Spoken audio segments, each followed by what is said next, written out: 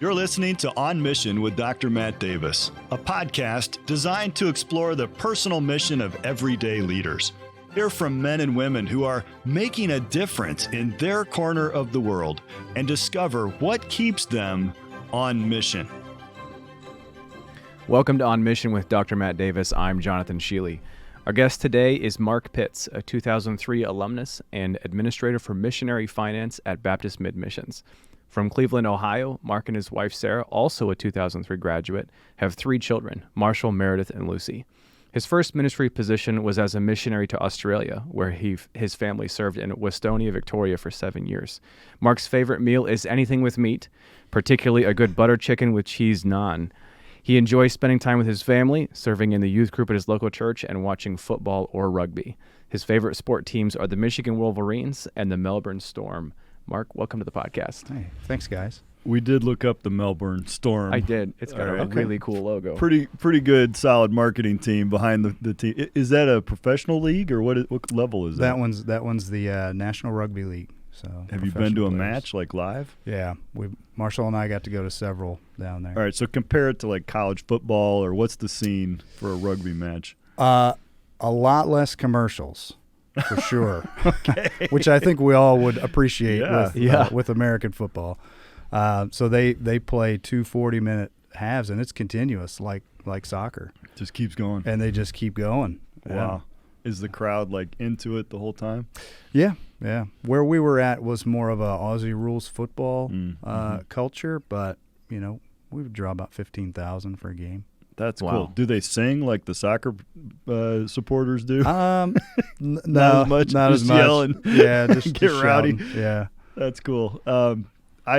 We have some students that go over to the UW-Madison games, the football games from time to time, and I'll never forget.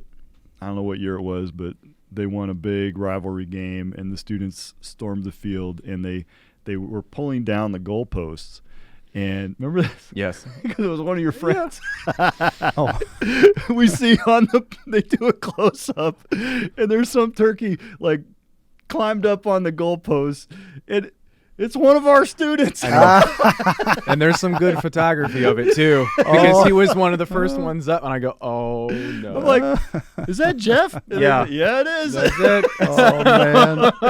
Oh, man. That knucklehead. So, fortunately, he escaped, apprehension, and they all got out alive. But, yeah, American fans can get kind of rowdy sometimes, too. Did they get the goalpost down? I don't think so. No, they wanted man. to, but no. I don't think. Epic fail. Yeah. Well, it's Wisconsin. Everybody's too polite. They were apologizing to people. I'm so sorry. Excuse me. Need to get by all the way.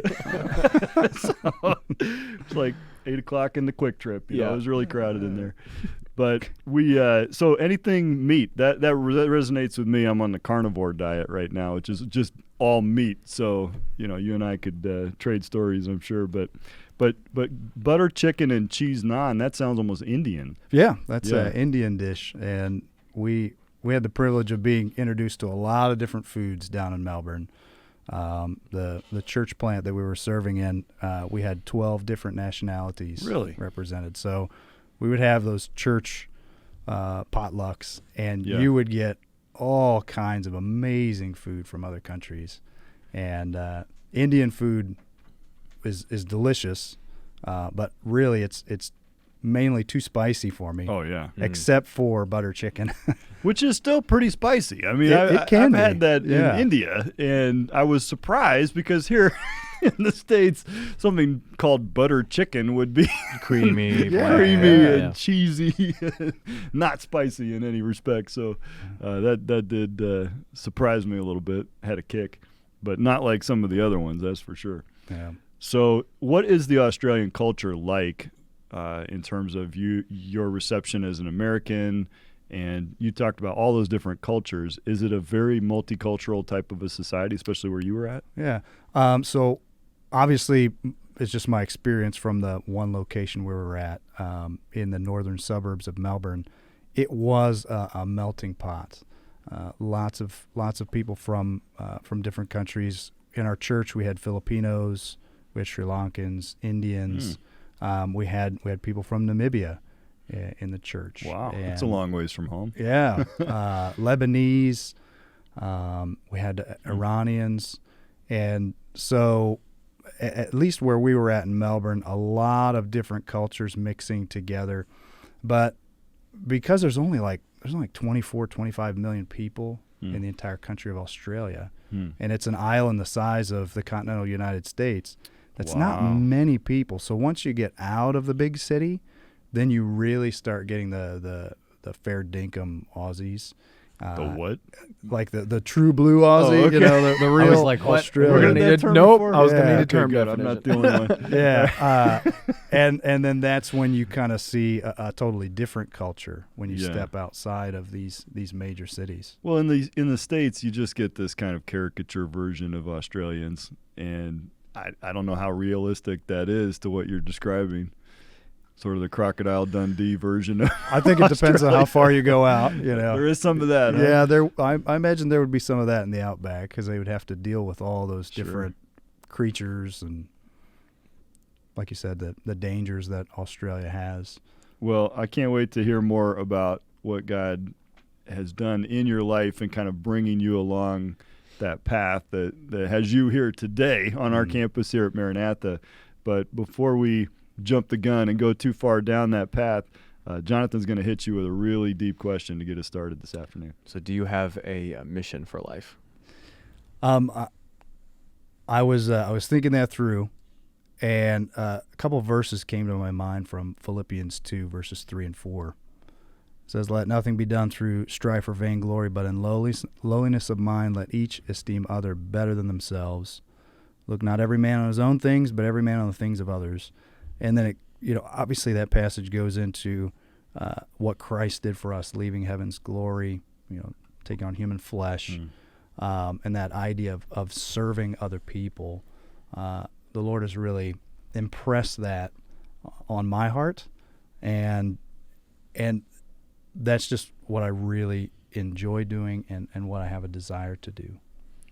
You graduated from Maranatha in 2003, and what was your program of study at that time? So my major was missions. So you were dedicated to foreign missions. That's what you had in mind. When did you start to feel that that's what God wanted you to do with your life?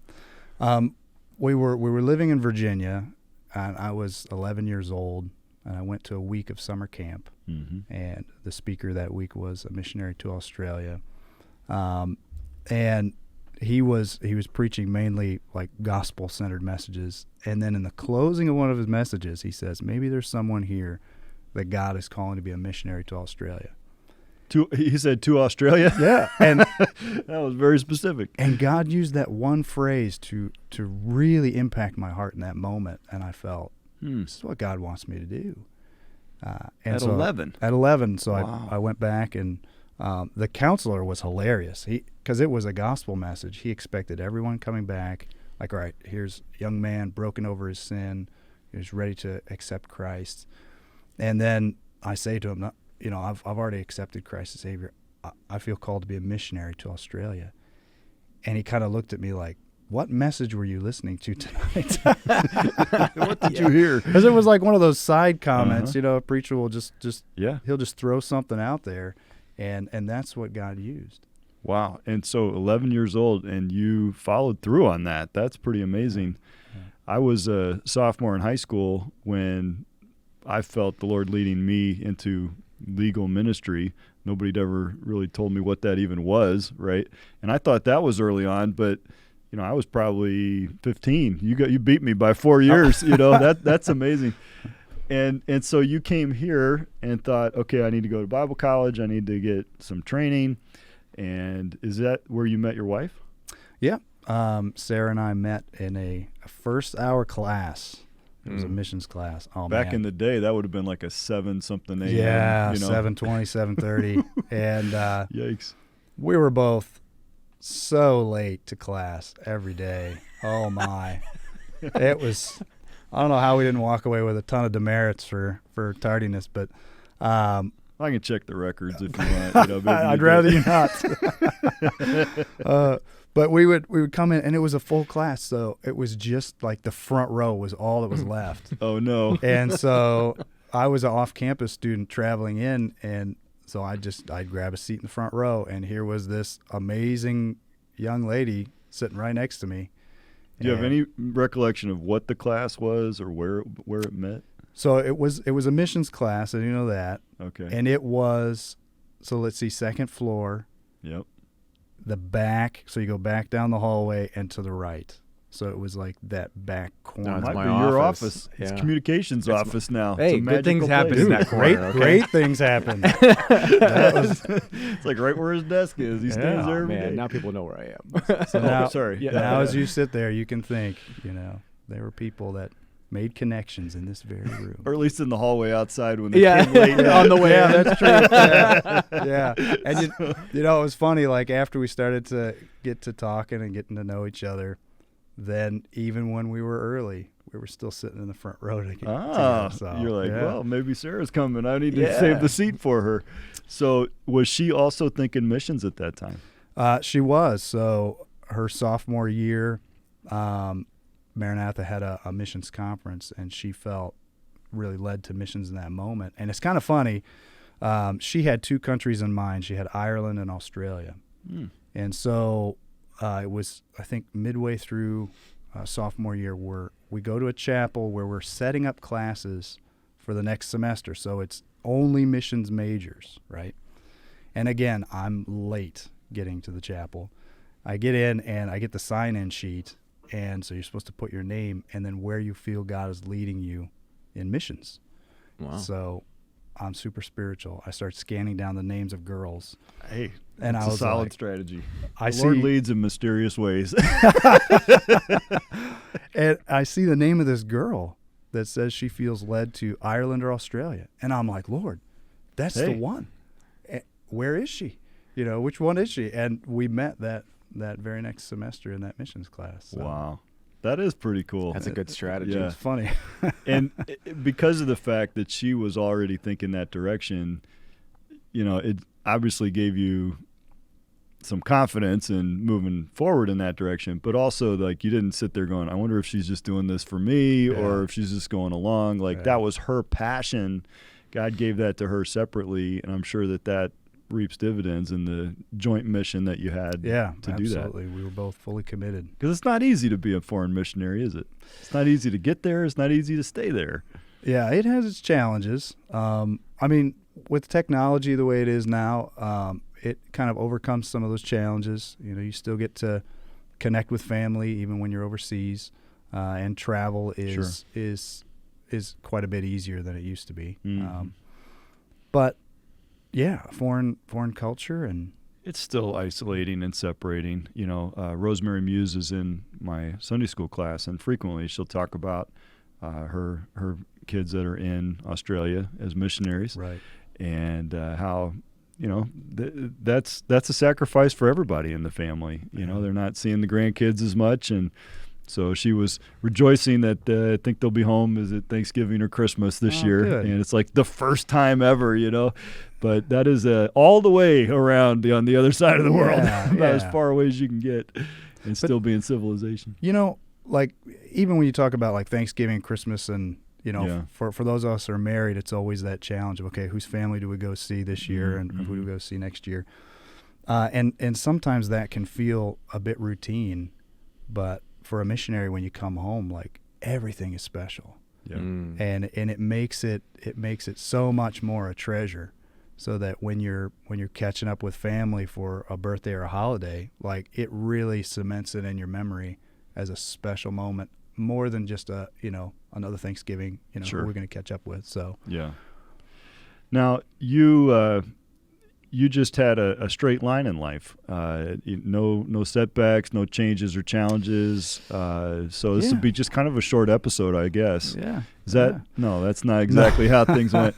But tell me, getting to the field, you currently serve with Baptist Mid, right? Yes, sir. And you are here recruiting on campus, in fact. So maybe you could be that guy. Like you said, you talked to the academy earlier. Did you like? And maybe there's someone here today. God's calling to Australia, and look for that. Did you try that? I did. I threw that one out. Hey, if it works, it works. Good. Well, listen, challenge them. And my sons have come through the academy and now in the university, and I've always felt absolutely, you want your children to perceive that there's a big world out there where the Lord's working. But as you work with, is that also the mission board where you served as a missionary, right? Correct. Yeah. And so can you kind of tell people what that process is like, selecting a mission board and going on deputation as an initial, candidate? Yeah. Because I think that's a little mysterious for a lot of people. Yeah. So with the missions major at the time, and I assume it's probably similar today, I was required to do field work. And so, I went to Australia, served alongside a missionary there. That was really helpful to work alongside a missionary, but then to kind of pick their brains about what is it that they enjoy about their mission agency they're with, what is it that they would like to see differently. And so I would say, as you're walking through this process, getting the training, sufficient training to be prepared. And then as you look for an agency, finding one that fits you well, obviously finding one that you agree with doctrinally. Yeah. But then there are some, there's different flavors, if I can call it that way. And as I was looking around, investigating mission agencies, we actually went and visited BMM missionaries. So I had the privilege of kind of interacting with two different groups of missionaries, and we felt very comfortable interacting with them and talking to them. And we found Baptist Mid-Missions to be extremely helpful at the time, and we felt the Lord was opening the door in that direction. Did you get immediately to the field? Because it seems like I'm trying to do the math here.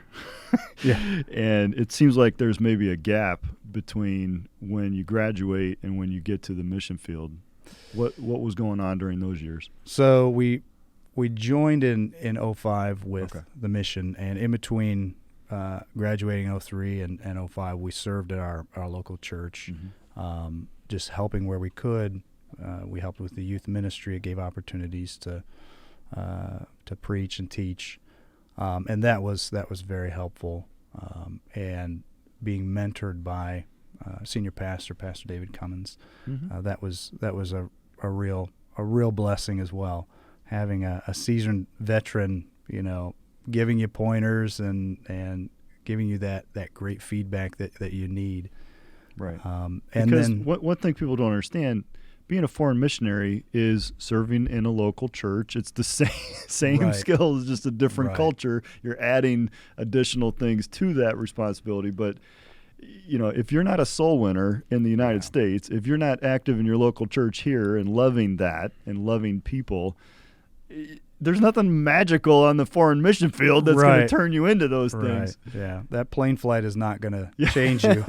I think there's people that actually think that, and you say, well, what's your pattern been here? I don't see you doing any of those things. Exactly. So you're getting kind of mentored and growing a little bit even afterwards, and so that's a couple years. So then where do you go from there? And so we applied and were accepted in 2005, and we started deputation in 2006.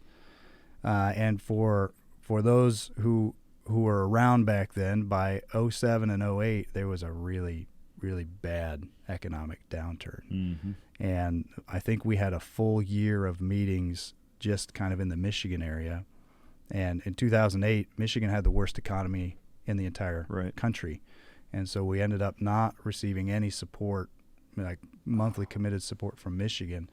So it did present some challenges to the fundraising process. Well, not just to the fundraising process, but I'm sure to you, spiritually, psychologically, if you want to put it that way, that's rough. I mean, a year with what you might say, man, we didn't get any progress this year. We're not making any progress.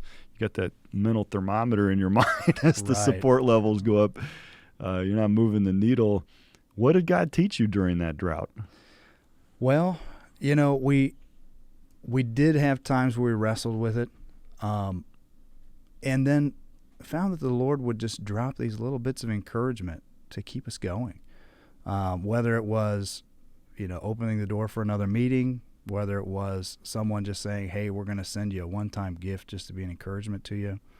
And there were times where we had supporting pastors that would just reach out to us and say, you know what, you were on my heart today, and I just want you to know that I'm praying for you this morning. And I would look at that and say, Lord, thank you. Like, it's what I needed for today, to just receive your grace to make it through the day today. Do you do that for other people now and think, maybe this is something I can turn around and be that guy, be that blessing? I've tried, sending text messages or an email. Yeah. I find that I don't have as much time to serve in that way as I was as a church planting missionary. While I was there, I would shoot people text messages, hey, praying for you today, brother. Hope you have a good day. And, sure. But it's an underutilized or maybe underappreciated what the impact and effect is on somebody that receives those. Yeah. And oftentimes we might be a little bit hesitant to do that because we think, well, they don't care what I think, or they don't care to hear from me, Yeah. Or God forbid they might start a conversation with me, and now I'm into it now, So that's what I think. Oh, great! Now we're. How do you end one of those text conversations? I don't even. Do you have is there a mechanism? Okay, Nope. thanks, bye, whatever. I mean, No, not if you want to remain in that relationship. Yeah. oh, okay. Yeah. Listen, I really wasn't interested in the whole thing. I was just trying to say, great. Yeah. Have a great day. Yeah. I guess the only cue you could is just like, you don't actually leave the door open at the end of your initial text. Oh, yeah. Right. No. Yeah. I'm only teasing. That's a sidelight. But those are the things that sustained through tough times, is to know that it's all not lost. I mean, there's still people committed and believe in the cause, and so you come out of that difficult year. How much longer before you finally get things to a level where the board is okay to let you go? Yeah, so that was another interesting moment for us. We ended up we hit, I think the target was when you hit 75% of your support, that's when you start applying for your visa. So we followed that counsel. We hit 75. We're reaching out to an immigration lawyer in Australia, and maybe you can speak to this a little bit. No, because immigration law is like a whole other thing. I will not touch it with a 10-foot pole.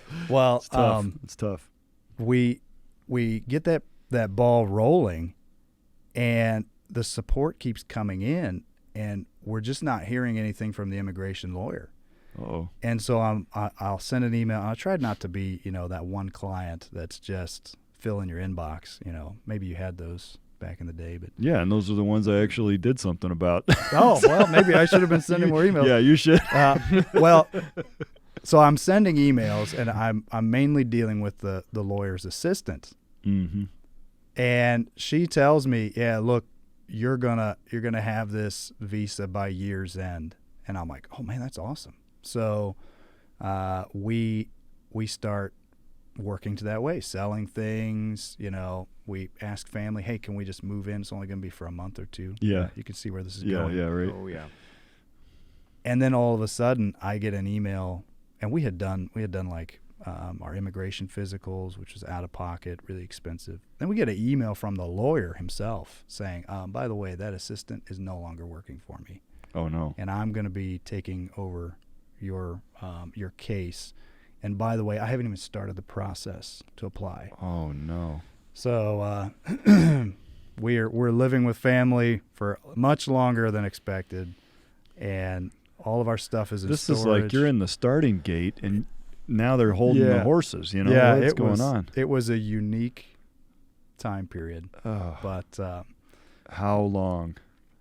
let's see, it was, I think, Thanksgiving time of 2011, and then we were told at Christmas time, let me think here, 2010, and then 2011 Christmas time we were told that our visas were approved, and we So left. it's a whole year? Yeah. Wow. It was Wow. an interesting moment in life. That's brutal. Yeah. Oh, it just takes it out of it. And you probably had like to write some very artful letters to your supporting churches, like right, yeah, hang in there. We're working. Yeah, yeah, we really are going to Australia. But it gave us another like 12 months where we could revisit some churches, but as well, be able to minister in our local church and develop that gifting more in preparation for leaving. So even though in my time frame, like, Lord, I want to go, in his time frame, it was like, nah, I just need you to hang around just a little bit longer, grow a little bit more. So you have 3 children. Were they born prior to leaving for Australia? Yes. So all of them are born here in the States and probably pretty small at this point. So you and 3 kids living with a family. Yeah. Oh boy. It was a full house. But it was some good memories, and honestly, they're not going to see him for the next who knows how long at that point. And so they're probably thinking, this is a precious memory. It's a great opportunity. And, they were like, oh, good. You guys got your visas. That's great. Praise God. We'll see you in 4 years. Well, there's a relief to that too. Yeah. You could have your house back. So how did your first term go? You did a 4-year term to start out? We did. It was a little more than 3 years for the first term. We started working alongside a veteran missionary couple at a church plant, and the church had about 25 people, and because they were waiting so long for more missionaries to hit the field, when we came, another Baptist Mid missionary needed to go on furlough, and so we were with a veteran couple for about 4 months, and then they shifted to another ministry, and they just kind of turned it over. Oh, wow. And they said, when this mission family comes back, we'll be retiring. And so this is it, pretty much. Like, you're up. 4 months and it's you. Yeah. And how big of a work did they have there that you kind of inherited? It was about 20 people. Okay. Yeah. And really great people. Oh man, God really blessed us. And they welcomed us. They loved on us. It was really a wonderful time with them. You had a good setup to begin with then. Yeah. You came home for a furlough at some point. How long did you end up staying here in the States for that furlough? Was it a whole year or no? I think we did 7 or 8 months, and then we headed back. At this point, everybody's doing okay. Health is good. Yeah. Ministry's good. Energy's there. Ministry's growing. The church is running closer to 70 people, and we're seeing people come to Christ, and it just a lot of great momentum. The Lord was doing a lot, and so that second term on the field, a lot of great things were happening. Now, sometimes when a missionary goes home on furlough, they come back to a mess. Were you okay when you got back from that? Yeah, we had that couple that retired. They actually came back for our furlough time, which was a huge blessing. So furlough replacement is really a great ministry, and it would be wonderful if more people were interested in helping in that way, or able to. Obviously, it's a very unique ministry. Yeah. But when we came back, things were still rolling right along. It was not that nightmare scenario or anything. Where'd everybody go? Yeah, no. Well, we sold the building. And, oops. Wow. Okay, so you come back for term 2, and you got a strategic plan and a ministry plan, and how soon before that goes out the window, and all of a sudden God's got other plans? Yeah. So we came back in I think it was late 2016 or early 2017, I forget which, but again, we're back in the thick of ministry, and it was interesting because the church was at a point where the finances were doing really well, and I just said to our leadership, I'm like, well, we got 2 options. We can either look to buy a building, or we need to bring a guy in. And so we tried the first one. We started looking for a building in the area, and the price was just crazy, because it was an older area of Melbourne, and really just well sought after. And so, we wouldn't be able to purchase a building. So I said, all right, well, let's start looking around, see if the Lord has maybe an associate pastor we can bring in. And Baptist Mid-Missions has been active since the 70s.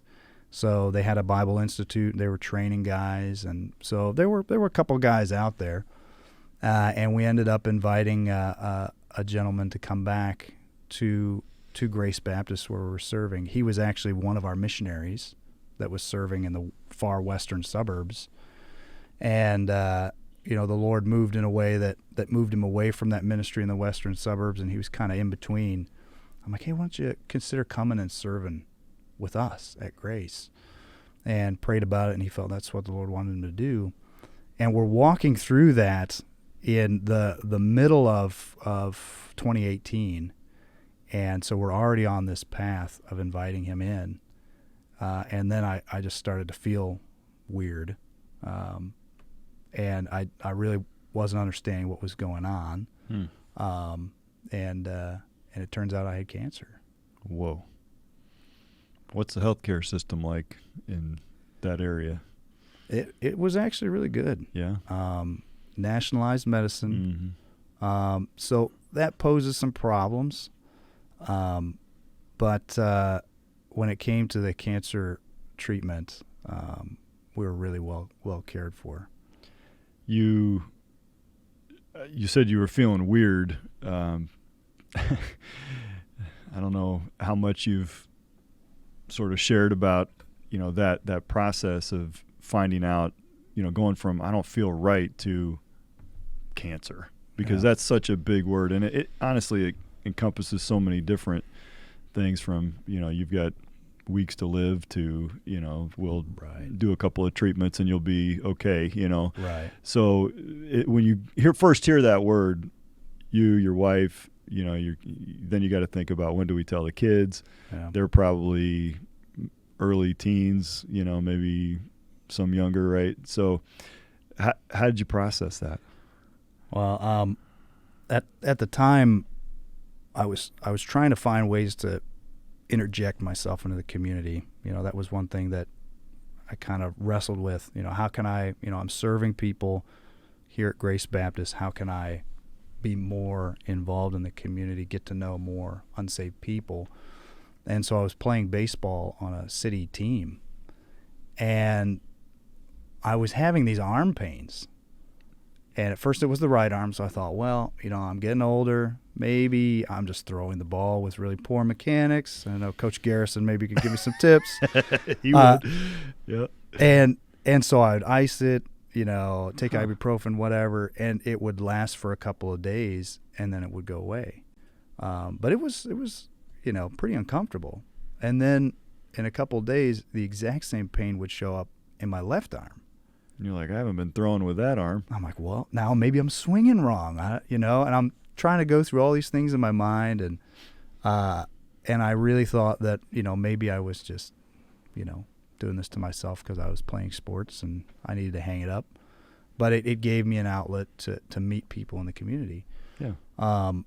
Well, then all of a sudden I get this lump on the top of my head.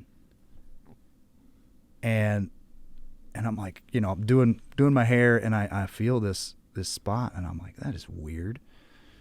So Sarah and the kids are about to take a trip back to the States. I think it was my niece was being born or something like that. So they're getting ready to leave for like a month. And I say to Sarah, I'm like, hey, take a look at this. What do you think? Should I get this looked at? She takes one look and she's like, yeah. You need to have this wives looked are at. always saying Yeah. that. I mean, most of us are like, it'll probably go away. But as a guy, rub some Walk it dirt off. on. Yeah, It'll right. be all Like, right. I don't want to go to a doctor about this. Yeah. But it was pronounced enough that I'm like, this is weird. So get it checked out, and they do an ultrasound on it. And the guy who does the ultrasound hands me the results, which that's the Australia way to do. Take this to your GP. Don't worry, it's nothing. They thought it was like a follicle that was malfunctioning, and so they do the surgery to take it off. And they sew me back up. I'm like, okay, everything's good. Must have been what they thought it was. That was on a Saturday. And then on Tuesday, I get a call and from the doctor's office, and they're like, hey, we've got your biopsy back. I'm like, biopsy? Yeah. They're like, yeah, we did a biopsy on what we removed there from your scalp. And, the doctor wants to, would like to talk to you about this. That's not good. Okay, yeah. Well, when do you want me to come in? And then she says, well, he's cleared his schedule to talk to you. So as soon as you can get here. Oh, no. And right in that moment, I'm just like, oh, man. So did you say good. Sarah and the kids had gone on that trip? Yeah. So you really were there by I yourself? was by myself. Yeah. Oh, my. So I go to the doctor, and, he gives me this little quick physical exam, and then he says, look, you've got cancer. And then this is what he says. He says, what you need to do right now is you need to go straight to the emergency room, and they will tell you how long you have to live. Like, that was his last bit of advice. Wow. What? And I am like totally stunned. And so I drive over. Do they teach bedside manner in Australian medical school? I mean, what kind of a way to deal with this guy could have used a couple of tips. But, what kind of cancer does that? I mean, he thought it was in your brain, or? Well, it showed up as some kind of a lymphoma, and so he was checking my lymph nodes. Yeah. But then he's just like, yeah, just go, and they'll tell you how long you've got to live. Wow. And so I'm sitting in the waiting room with people who have the common cold, and I'm sitting there for 2 hours before an oncologist could take a break from their work and come down and see me. And I'm telling you, I was thinking everything and nothing all at once. Just could not keep a thought, longer than a moment. And of course it's middle of the night here in the States, so there's no way for me to communicate with Sarah and let her know what's going on. So you're just handling this by yourself? Yeah. Eventually my deacons came and they were with me. That was, meant a lot. The ministry of being present is underappreciated. Yeah. And, we talked about earlier the simple text message of encouragement, but sometimes somebody's going through something deep and there's no words. And people will say, well, I don't know what to say. Yeah. And maybe you don't need to say anything. Maybe you just need to be here and sit with me while we wait and find out, and just be with me. So finally, an oncologist decides to take a look at the chart or whatever. Yeah. And comes out so apologetic. She's like, oh, man, he shouldn't have done that to you, And they scheduled me for a scan, and it turns out it was stage 4 cancer, which follicular lymphoma, its stages mean different things. And so stage 4 means that it's both above and below the abdomen, present above and below the abdomen, and that it shows up in your bone marrow. And that's where all the pain was coming from, is it was all throughout my bones. When I saw the scan, I was lit up like a Christmas tree, man. It was everywhere. Whoa.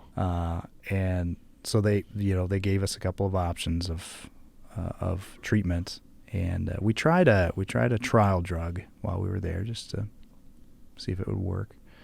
It worked for a little while on certain aspects of the cancer, but then and this is what the doctor said. He said the cancer has now outsmarted the medicine, and so they had to eventually take me off the trial drug. So then that lost its effect. Are you still ministering in Australia at this point, or are you starting to rethink maybe this is because you're here now, so right. I mean, obviously at some point you had to redirect, or God redirected things, and that's both comforting and disturbing at the same time, but comforting overall, because when it's so clearly externally demanded, it was like a no-brainer. Okay, I've got to do this. It's a loss, right? As a man, since you were 11 years old, your identity was either I'm headed to Australia as a missionary or I'm doing it. Yeah. And God's telling you now, you're realizing at this point in the timeline, I might not be able to be here much longer. Or how does that, you're getting counsel, the mission board, I'm sure at this point is becoming very valuable once again. Right. And so as things progress, you're getting off that trial drug, like they do with cancer. They sort of drip out the options, Right, they never give right. it to you all at once. Yeah. So what's the next thing? Yeah, so we're going through the trial for, it was about a year, and it was awesome to see God work in the church. Like, I was having all these physical problems, things I couldn't do, and fatigue, and my health was really, really turning south. And people would see me on Sunday and like, "Oh, Pastor Mark, let me do that. Don't set up the chairs. Pastor Mark, let me set up the chairs." I'm not, okay, and people were stepping up into positions of ministry so that Sarah and I were no longer doing those aspects of ministry. And as I mentioned, we already had invited an Australian to come and serve alongside us, and we were paying him through the church, and it got to the point where we would show up on a Sunday, unlock the building, I would speak, and then we'd lock the building and go home. Those were the only things that we were doing. And now we had an Australian man who could present the word on Sundays and lead. The giving just kept going up. More people started to attend, and it was just amazing to see the church grow in that year when things were going so poorly for us. On that side of it, things just kept getting better. And so God was still at work even in our weakness. And I really, really saw, just as God said to Paul that, my grace is sufficient for you, I experienced that sufficient grace in that time. And he carried us through. And but I also noticed that, here I'm sitting in a chair getting treatment, and I'm answering text messages, about a counseling situation and telling them, hey, give me an hour, 2 hours, and I could be there, and we'll talk this over. And my wife is just like, what are you doing? Like, you just finished a round of treatment. You probably need to rest this afternoon. And so I was noticing as well that as long as I was there, I would continue to push myself to serve, but, more so than I probably should have. It's interesting to me you pointed us to Philippians 2 in response to the question about your personal mission. And the testimony of the Lord Jesus, who humbled himself and made himself of no reputation to accomplish the will of the Father. And now you have been personally at the center of the growth of the church, the activity of the church. And now the Lord is sort of pushing you to the sideline, and yet the church is continuing to grow and to go. And it's like your mission of serving others in humility is now almost being tested in a way, proven perhaps would be the better word to use, so that you're seeing that it truly is the Lord's work, and not yours, in a sense. And that's a good lesson for anybody to learn, and we have to keep learning it throughout our lives. Absolutely. So it's almost like a tangible example of that in action, really, in a way that nobody would ever choose and nobody could ever orchestrate except God. And so you realized, if I stay here, the transition will never finish, and this new guy is never going to be able to be the pastor, and these folks will continue to rely on me in ways that I increasingly may not be able to fulfill. And so you are starting to come to the realization that you need to remove yourselves from the equation. Is that where this is headed? Yeah. And it, everything, like I said, it seemed to be in a really good place. And I would imagine for a church planting missionary that if everything is going in the right direction and there's all this momentum, it's not a bad time to think about stepping away and just handing it over to someone else. And so that's what we did, and came back and got chemo treatments, which, that's a whole nother story. But it was effective, and I praise God for it.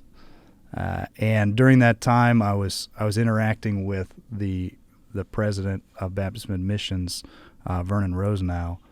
He too was battling cancer, Really? and so we would just send emails to each other and swap chemo stories and fallout from chemo, and that's the unique thing about having gone through cancer, is like just interacting with people who have had cancer touch their life or a family member's life. Yeah. And it brings you closer together. Did the board stand by you through all that? I mean, you're not a foreign missionary anymore, but you're Right. going through a trial, then you can't, not really going to just be able to pick up and go to work every day Right. in a secular job. So the chemo took some time, and you weren't able to just bounce right back. So it was 6 months for chemo, and the mission allowed me a medical furlough, is what they called it. And I was still able to serve in my sending church at a very minimal amount. But during that time, the president of the mission, he reached out to me, and he's like, "Hey, I've got an idea. I've got a ministry opportunity I want you to consider." And then he presented the administrator for Missionary Finance, which had not had an administrator for some time. And so we prayed about it, and we felt this is what the Lord wanted us to do. Did you have business training, or were you like, I'll just learn on the job? Or this I've done half this job, the missionary part. Surely the finance, how hard can it be? I mean, yeah. We'll just common sense this thing. It was a unique invitation, and I don't have a finance background. So, as they laid out the job description to me, they presented it as, you're working with the missionaries. You've been in their shoes.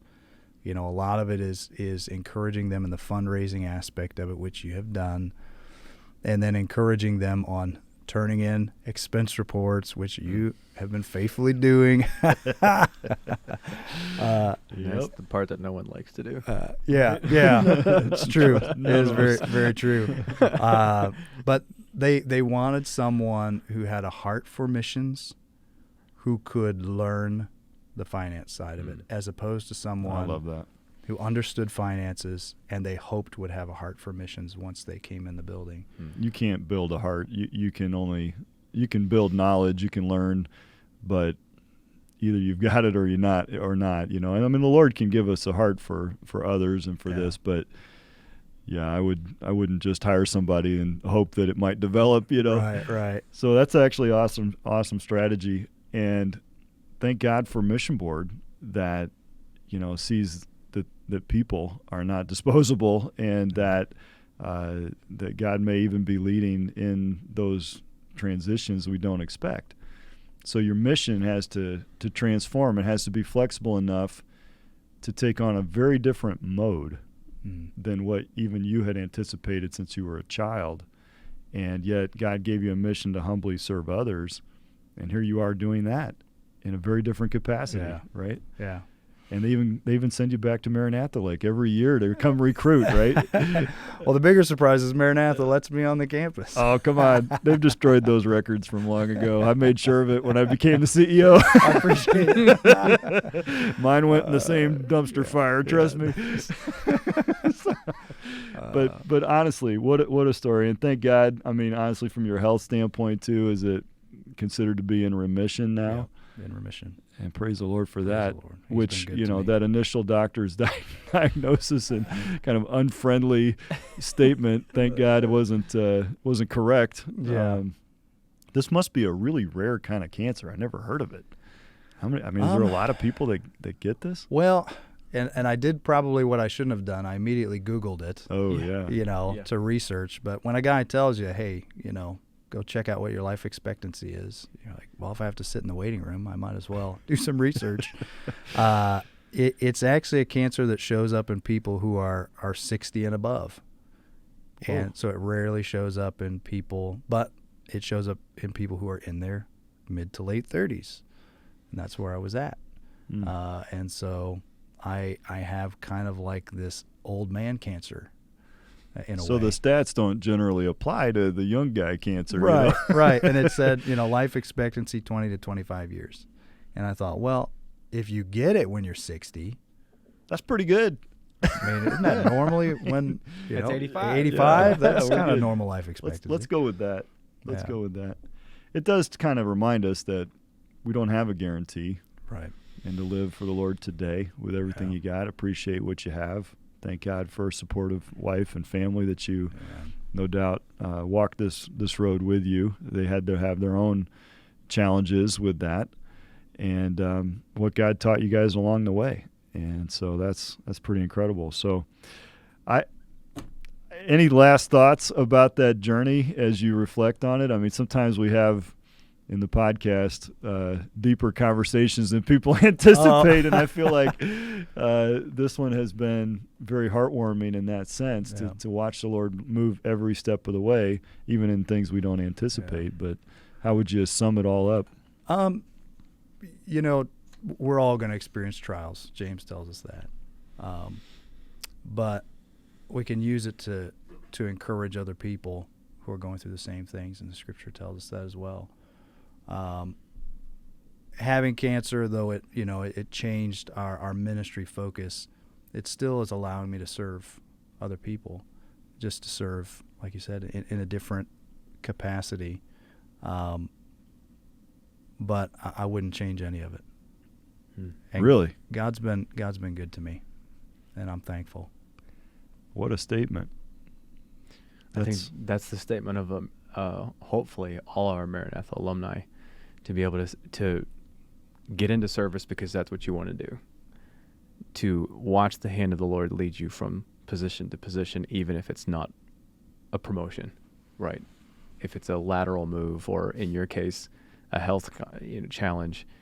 But the goal is to stay serving no matter where you are, and be able to see God's hand, not for self-promotion, but for promotion of the kingdom.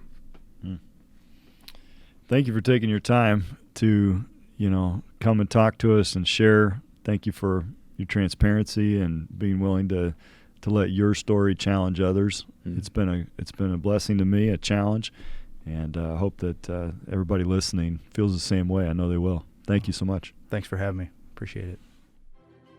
Thank you for joining us today. On Mission is a production of Maranatha Baptist University. Subscribe to On Mission on Apple, Google, Spotify, or wherever you listen to podcasts. Don't forget to leave a review, as this will help other growing leaders find these conversations. For information about our guests, previous episodes, and general information about On Mission or MBU, go to mbu.edu/podcast. Join us again next week as we examine what keeps leaders on mission.